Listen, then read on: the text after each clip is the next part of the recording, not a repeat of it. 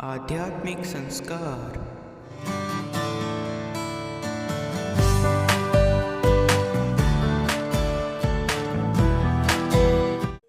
About Almighty Krishna's Bani. Who is watching everyone? आध्यात्मिक संस्कार, आध्यात्म के ओर कदम।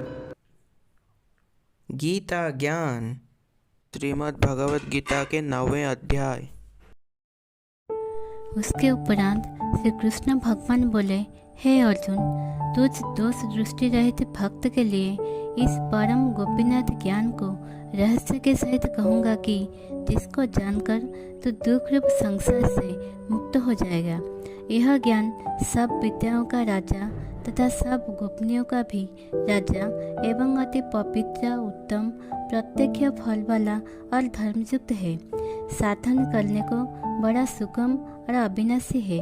हे परंतप, इस तत्व ज्ञान रूप धर्म में सदा रहित पुरुष मेरे को न प्राप्त होकर मृत्यु रूप संसार चक्र में भ्रमण करते हैं। हे अर्जुन, मुझ सच्चिदानंदन परमात्मा से यह सब जगत जल से बर्फ के सदृश परिपूर्ण है और सब भूत मेरे अंतर्गत संकल्प के आधार स्थित हैं। इसलिए वास्तव में उनमें स्थित नहीं हूँ और वे सब भूत मेरे में स्थित नहीं है, किंतु मेरी जोगमाया और प्रभाव को देख कि भूतों का धारण पोषण करने वाला और भूतों का उत्पन्न करने वाला भी मेरा आत्मा वास्तव में भूतों में स्थित नहीं है। क्योंकि जैसे आकाश में उत्पन्न हुआ सर्वत्र विचरने वाला महान वायु सदा ही आकाश में स्थित है, वैसे ही मेरे संकल्प द्वारा उत्पत्ति वाला होने से संपूर्ण भूत मेरे में स्थित है। ऐसे जान, हे अर्जुन, कल्प के अंत में सब भूत मेरे प्रकृति को प्राप्त होते हैं, अर्थात प्रकृति में लय होते हैं, और कल्प के आदि में उनको मैं फिर रचता हूँ।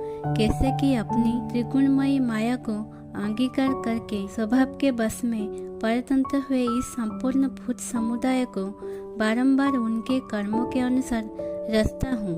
हे अर्जुन, उन कर्मों में आसक्ति रहित और उदासीन के सदृश स्थित हुए मुझ परमात्मा को वे कर्म नहीं बांधते हैं।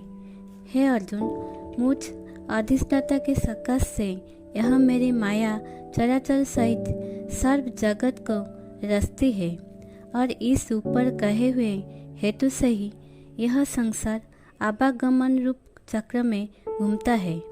ऐसा होने पर भी संपूर्ण भूतों के महान ईश्वर रूप मेरे परम भाव को न जानने वाले मूल लोग मनुष्य का शरीर धारण करने वाले मुझ परमात्मा को तुच्छ समझते हैं, अर्थात अपनी जोगमाया से संसार के उद्धार के लिए मनुष्य रूप में विचरते हुए को साधारण मनुष्य मानते हैं, जो कि वृथा आशा कर्म और वृथा ज्ञान वाले अज्ञानी जन राक्षसों के और असुर के जैसे मोहित करने वाले तामसी स्वभाव को ही धारण किए हुए हैं।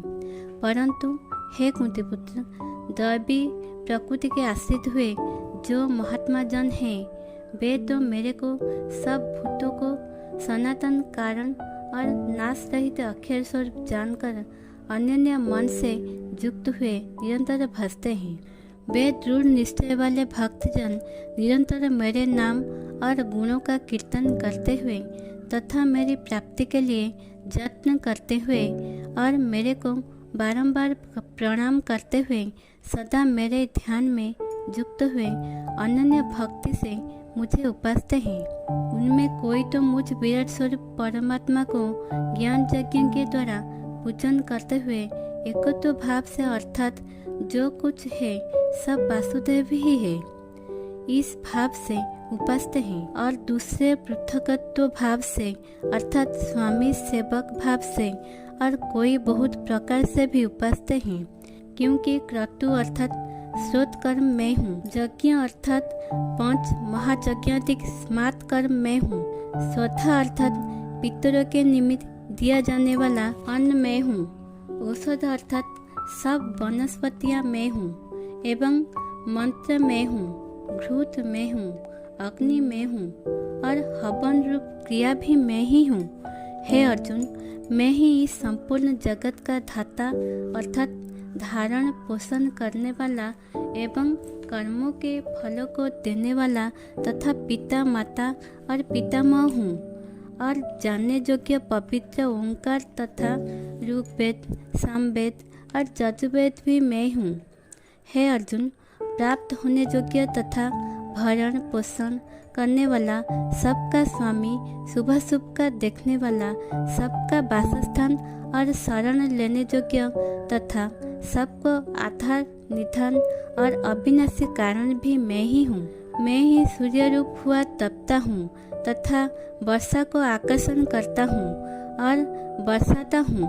और हे अर्जुन, मैं ही अमृत और मृत्यु एवं सत और असत भी सब कुछ मैं ही हूँ। परंतु जो तीनों वेदों में विधान किए हुए सकाम कर्मों को करने वाले और सोमरस को पीने वाले एवं पापों से पवित्र हुए पुरुष मेरे को यज्ञों के द्वारा पूजकर स्वर्ग की प्राप्ति को चाहते हैं, वे पुरुष अपने पुण्य के फलरूप इंद्रलोक को प्राप्त होकर स्वर्ग में दिव्य देवताओं के भोगों को भोगते हैं। वे उस विशाल स्वर्गलोक को भोगकर पुण्य क्षीण होने पर मृत्युलोक को प्राप्त होते हैं। इस प्रकार स्वर्ग के साधन रूप तीनों वेदों में कहे हुए सकाम कर्म के शरण हुए और भोगों की कामना वाले पुरुष बारंबार जाने आने को प्राप्त होते हैं, अर्थात पुण्य के प्रभाव से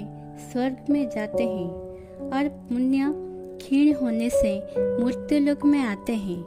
जो अनन्य भाव से मेरे में स्थित हुए भक्तजन मुझ परमेश्वर को निरंतर चिंतन करते हुए निष्काम भाव से भजते हैं, उन नित्य एक ही भाव से मेरे में स्थिति वाले पुरुषों का जोगक्षम में स्वयं प्राप्त कर देता हूँ। हे अर्जुन, यद्यपि श्रद्धा से युक्त हुए जो सकामी भक्त दूसरे देवताओं को पूजते हैं, वे भी मेरे को ही पूजते हैं, किंतु उनका वह पूजना अपधिपूर्वक है, अर्थात अज्ञान पूर्वक है, क्योंकि संपूर्ण यज्ञों का भोक्ता और स्वामी भी मैं ही हूँ, परंतु वे मुझ अधियज्ञ स्वरूप परमेश्वर को तत्व से नहीं जानते हैं, इसी से गिरते हैं अर्थात पूर्ण जन्म को प्राप्त होते हैं। कारण यह नियम है कि देवताओं को पूजने वाले देवताओं को प्राप्त होते हैं, पितरों को पूजने वाले पितरों को प्राप्त होते हैं,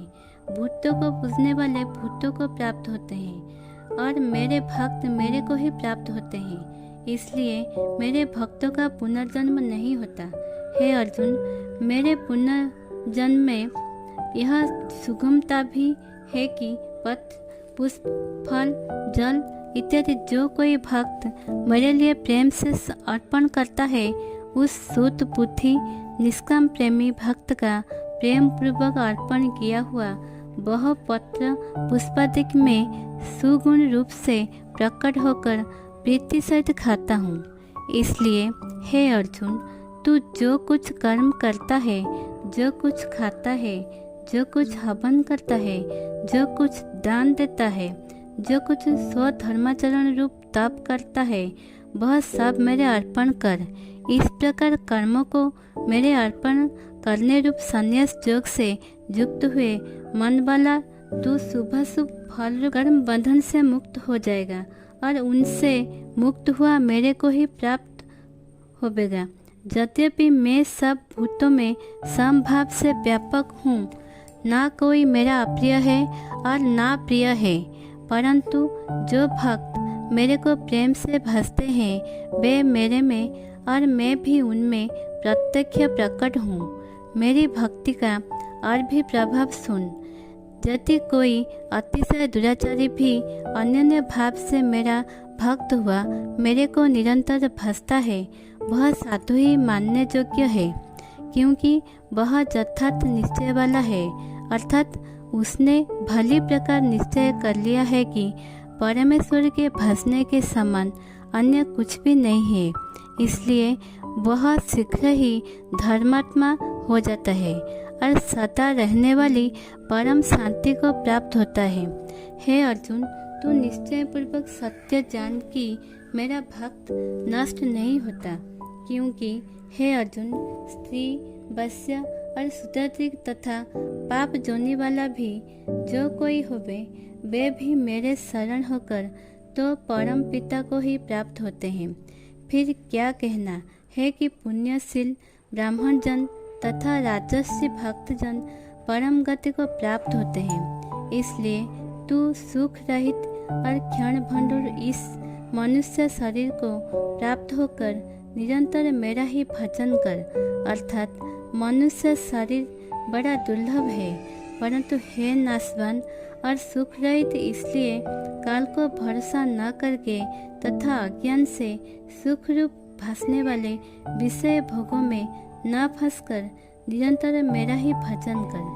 केवल मुझ सच्चिदानंद वासुदेव परमात्मा में ही अनन्य प्रेम से नित्य निरंतर अचल मन वाला हो और मुझ परमेश्वर को ही श्रद्धा प्रेम सहित निष्काम भाव से नाम, गुण और प्रभाव के श्रवण, कीर्तन, मनन और पठन और किरीट, कुंडल आदि भूषणों से युक्त पीताम्बर, वनमाला और कौस्तुभा मणिधारी विष्णु को मन, वाणी और शरीर के द्वारा सर्वस्व अर्पण करके अतिशय श्रद्धा, भक्ति और प्रेम से विह्वलता पूर्वक पूजन करने वाला हो और मुझ सर्वशक्तिमान विभूति, बल, ऐश्वर्य, माधुर्य, गंभीरता, उदारता, वात्सल्य और सुहृदता आदि गुणों से संपन्न सबके आश्रय रूप वासुदेव को विनय भाव पूर्वक भक्ति सहित साष्टांग दंडवत